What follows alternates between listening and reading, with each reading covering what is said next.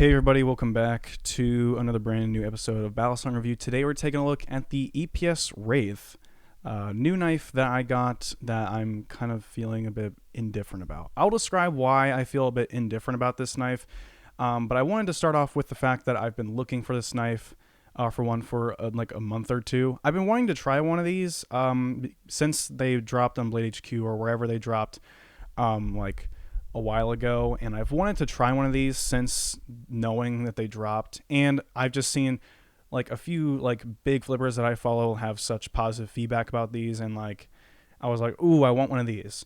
I eventually found one, not for retail, keep in mind, and I got one, and now I'm not too sure where to feel. I do have a sense of what I feel about this knife, but I hopefully through this video can confirm exactly what I feel. I should start off with the unboxing experience because it's, believe it or not, actually JK designed here. It comes in this little box right here. It says EPS knives on it. You open it up and you're greeted with more text. It says G10 Wraith on it. And you get a little pouch in here that says EPS knives on it. So this knife is a sandwich construction titanium liner knife with G10 scales, titanium spacers, I believe. It also has a bushing and washer pivot system, and it has a Bowie style 154 cm blade. It's also running on a Zenpin pin system, which honestly is one of the better screw-in Zenpin systems that I've touched in a while, even though it's been such a long time since I touched anything like this. Overall, I'm pretty refreshed at the fact that this thing is sandwich construction. I really like that. I wish there were more sandwich construction knives out there right now. It seems like right now all people are doing is the sandwich construction aluminum and Zenpins thing, which is honestly kind of boring. I don't like it. It's kind of boring. I really like the fact that there is a Balisong being released currently that is is sandwich constructed. One thing I don't necessarily agree with on this knife is the really big horn thing. It's not like the biggest horn thing out there. I know a lot of people are making a lot more of a deal out of like Jerry Ham's horns back in the day, but honestly, it's not that huge of a deal, and honestly, it doesn't really affect any part of my performance whatsoever. It's honestly just a pretty acceptable system. One thing I do like is the G10. It's pretty good quality. There doesn't really seem to be like any burrs or anything wrong with it. The quality overall on this knife is actually very good for the price. The price retail is $280.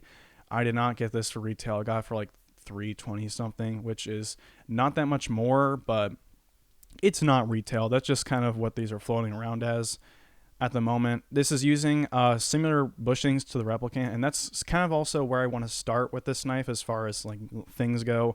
The factory tune, at least the factory tune that I believe is the factory tune, was good. It was very meant for like sound, but it was also very slow and kind of sluggish. This like swing level, if I can demonstrate it for you guys, was like this much,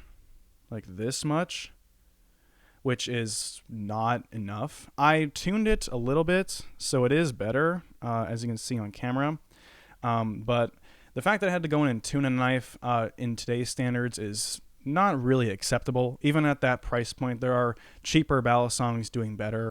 The tolerances were kind of wonky. It was kind of reminiscent of like how reps were, I guess, for me.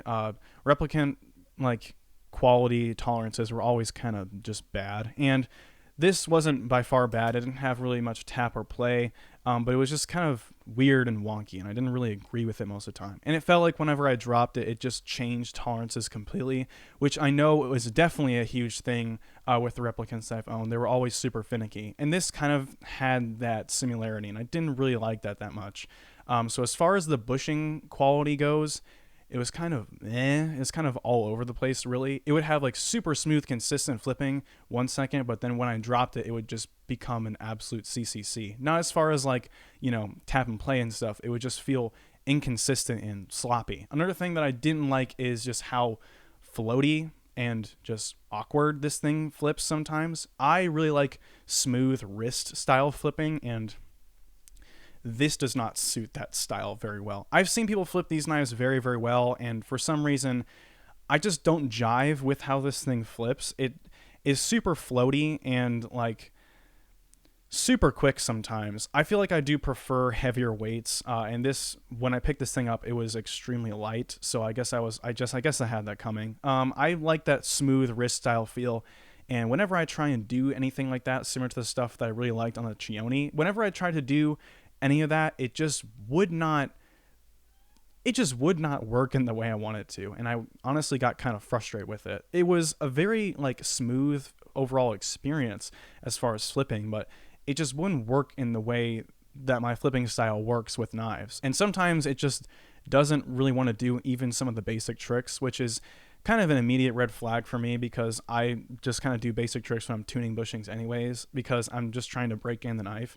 And it might still be in that breaking in stage, but to be honest, I don't really feel like I'm going to keep this knife very long. This is one of the few knives this year that I've had where I've felt that I'm just can't cooperate with this knife as far as the flipping experience goes. At least I just can't seem to jive with this knife, and when I got it, I was like super happy, because I've been looking for a knife like these, and literally no one was offering to sell one or like looking to sell one anywhere. Like I was checking Facebook, Instagram, and just literally no one was selling some of these. So I guarantee there's people out there who enjoy these, but for some reason with my style of flipping, I just can't jive with it, and I just don't know what the huge deal is. The quality, overall construction, and design are top notch. Like honestly, rep beater levels of like quality.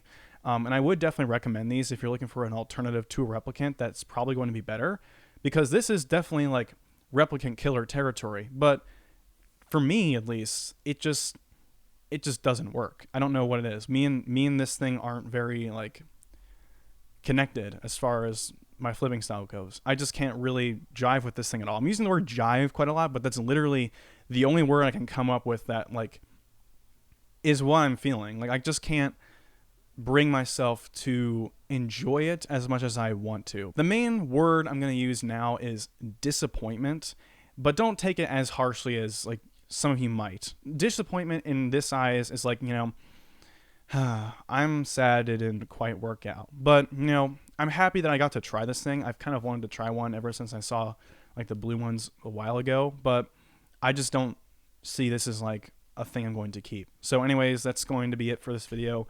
Thank you guys for watching. Tune in next time when I review some Cerrone stuff. So peace out.